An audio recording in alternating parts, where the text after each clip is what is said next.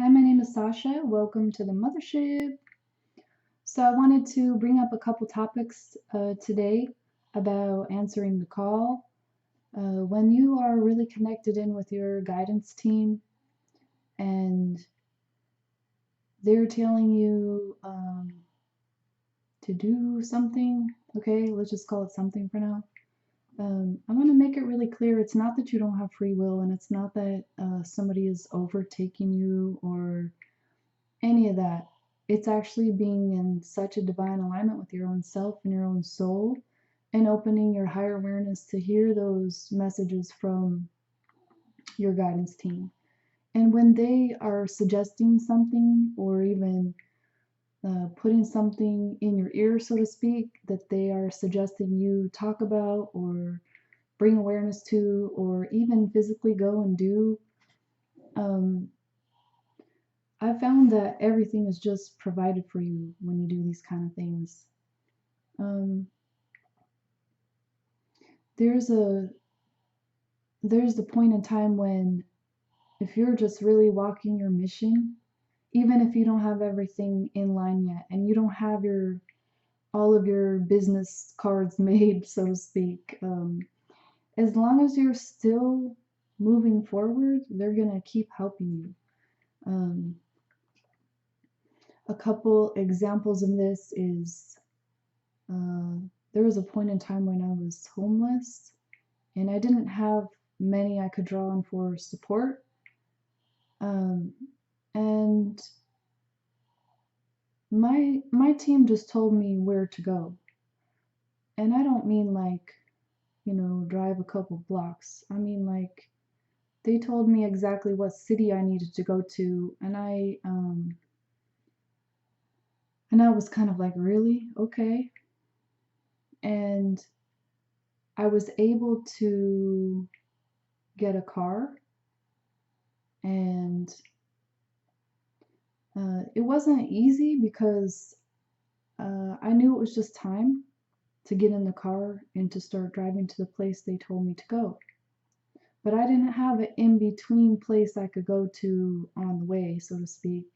And I had two babies.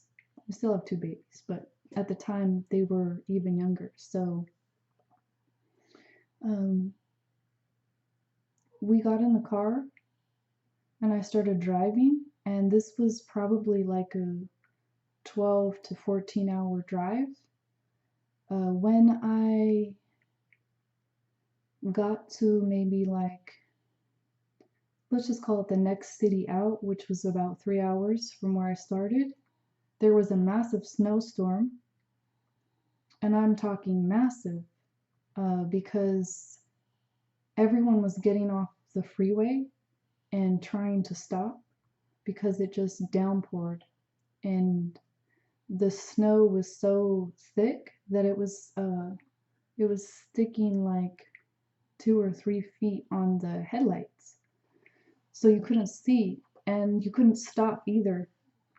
Um, I ended up actually trying to stay on the freeway because I had tried to get off at one point and I realized there was no way I could not keep going. So I was driving behind the large semis because they would leave a track in the road. The other side, the other lanes of the freeway were completely packed with snow. You couldn't drive there. They were packed with like 3 feet of snow. So this is how my journey began. But my team had told me where to go to.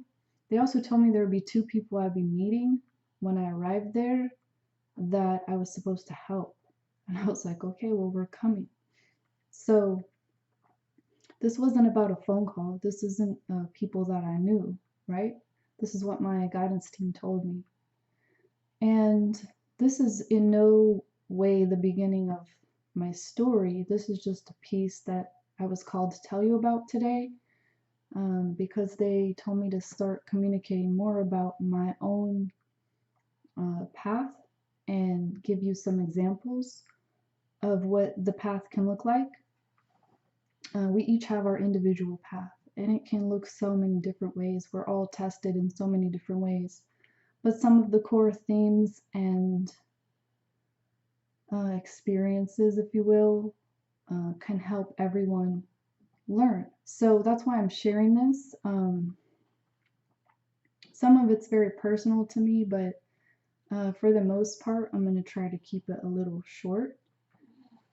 When I arrived to the destination, um, I was, uh, like I mentioned, homeless for a few days. And I mean, during that time, it wasn't really scary to me. I was in a place that I knew we were safe. I had everything we needed. It wasn't traumatic in any way, um, other than the fact that I had no knowing of how I was supposed to get from point A to point B, even though I was on the way driving there in the car. I hope that makes sense. Sometimes you're given a message to follow or a guidance from your team to follow, and you might not know all the steps. But when I did arrive where they told me I was going to, it happened very synchronistically, and I was provided everything I needed to be able to become stable on my feet and really just take care of myself and my children. And I mean, there were points along the journey where, you know, things were much harder than that. So I just wanted to bring that up because trusting is a huge part of the process. You can't make a leap of faith without the trust, right? So another thing I wanted to mention is when you're really in your mission and you're walking your path, um, everything is provided for you. Even if you don't have all the knowing or all the wisdom, you know, you don't have to start there. You start where you're at. When I was living at this apartment, I knew that it wasn't ideal for me. The people around me were telling me kind of what I needed to do, what my requirements were, and they were also saying things like, oh, you're so intelligent, you're so smart, you should do this, you should do that, you should work over here at this place, these kinds of things, right? But I knew that if I just took a job to merely be surviving, that would create a dip in my frequency when I was already at a place where I needed to really change my frequency. And uh, my team was also telling me that I would be starting my own channel. And at this point in time, I couldn't see why I would do that, like honestly, because I would do readings and do recordings. And I've been reading tarot since I was 18. And I've done it for money, I've done it for free, I've done it whenever they tell me to do it, right? So when I say whenever they tell me to, it's always free will. It's always my choice to follow that guidance or not. Just want to make that clear. And when I say things like that, when they tell me to, it's because there's a need for it. There's a certain message that will benefit somebody else, or, you know, there's a synchronicity that is fulfilled, that type of thing. So when I was at this apartment, I didn't have a lot of money. I didn't have a car. I was with my babies, and one day they just said, "Oh, just go down to that little store that you like." So I pushed the babies in the stroller, and when I arrived there, they said, "Look down," and there was $100 bill on the ground. So that's what I mean by they will provide for you when you're walking in your mission. I hadn't yet started my channel, but I knew not to take a job that was gonna bring me lower. You understand? That's why those types of things happen. Um, Another instance of this was I had booked my image reading with Sophia, and it took a long time because she was really booked out when I requested mine. And I wasn't complaining, I was actually doing super intense reprogramming and subconscious work. And I mean for months and months and months and like hundreds of hours. I was extremely dedicated in this. It wasn't just like like I needed to, right? I was struggling with some really intense trauma and stuff like that. So by the time I received her image reading, the day that I received it, my twin was actually at my house. I think for the first or second time since I've lived in this place, and uh, I mean we were having some type of a trigger moment, and I don't recall right now what it was about, but I do remember that my guidance team just told me go downstairs. And I did. I just walked downstairs and I let it all go because I realized that, this wasn't anything I needed to help with, so to speak. And when I was downstairs, I didn't have really anything to do, but I had my phone. So I was revisiting my image reading and kind of watching it all the way through for the first time. And then also I moved on to a website that has the horse races that are near my house. And I have a interest in horse racing. I'm not sure where it comes from, but I was really enjoying just interacting with this live footage video of the horse races. And I realized, oh, you can bet on it. And I'm not a gambler. I tried to learn how you do that logically. I don't understand it. The way I bet is very intuitive, like show me what color or number is gonna win, like that. But I was just having fun, right? And I forgot about it entirely. When I woke up the next day, though, I realized I'd won over like $100. So I was like, oh, that was pretty cool. So I'm just bringing these up to let you know that when you are really dedicated, like you don't have to wonder or ask how things are going to happen. You just keep following the guidance and following the path, answering the call. Today, earlier, my doorbell rang, and I can't even remember the last time the doorbell rang. Like, mostly, I don't receive things out my door because there's also an outside door. So I was kind of like, is that my doorbell?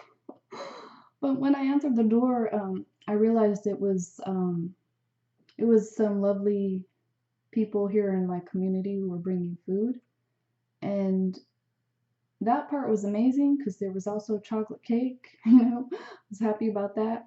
I don't know if you guys experience this, but especially when you channel, like I personally really crave sweet things and chocolate, and I know why. It's because when you're opening up in that way, you're creating new neural pathways and you're expanding, and it's a different frequency. And generally, like in the brain chemistry, when that happens, you either want to sleep or have sugar. And it's just part of that. But I was happy about the cake because my guidance team had told me to at least just take one day off because I've been working so hard, especially lately, putting things out that they're telling me to work on, which I love and enjoy, but I haven't been getting a lot of sleep. So I just was happy about the cake, and then they had given me a paper also, and I was like, "What is this paper they gave me?" And I looked at it, and it was a quiz on which superheroes have which superpowers. I mean, like 3 pages of superheroes, and I just was laughing at the comedy of it, the irony. Because we're always talking about our superpowers and whatnot. Um, so there was an additional bonus to this little visit, and I just felt like this was my reward for taking a day off. But they had entered me in a raffle, which I didn't realize, and then I guess I won as well. So I received like an additional little goodie basket full of chocolates and sweets. So I just wanted to share these little tidbits with you because sometimes when we're on this path, it can be really challenging and we can't always see. But when you can just know and trust, that's much better than seeing anyway, sometimes, most times. And one other point I wanted to make, especially when you're working with, for instance, your inner child or working through any of the programs that Sophia's created, the master program, the sexual abuse program, any of them. When you're going in and you're creating these new uh, discussions or experiences with those inner parts of yourself, like your inner child, there's the law of experience, one of the cosmic laws. And this is like um, when you have a trauma, for instance, that is kind of written, okay? That's the pattern. And so when you go back in and you use your imagination or you use creative visualization and you reprogram yourself, this is what is known to happen. You recreate a new neural pathway where whatever is the new information becomes reality. Whatever the new information is what becomes your reality. So that's why it's important to be repetitive and always go back in and check. How is my inner child doing? Go back in and check. Read your readings, redo the programs, go back and go back again, because you're reinforcing that new information. You're making that your new reality. So I just wanted to bring up these things today, and the very most important point I wanted to talk about is when you are with your twin flame or even in conversation or with your mirror soul, there's a beautiful thing I learned from my guru, and it was the remembrance of when you have a heavy desire, a wanting, even if you're asking for something, you're not ready. So when you're not ready for something, you go back in and you work on yourself. You, in those moments you're with your twin flame or your mirror soul, when you can hold that frequency of unconditional love and just be and be fluid and allow that unconditional love to just really hold you in that moment, that is the true ecstasy. That is the true bliss. And I think that's the important thing to remember is just to be in that appreciation. Because when you're appreciating even those tiny moments and just holding that higher vibration, that's when you truly are your highest self. That's when you truly are your true self. So I think that's all for today, and I'll talk with y'all soon.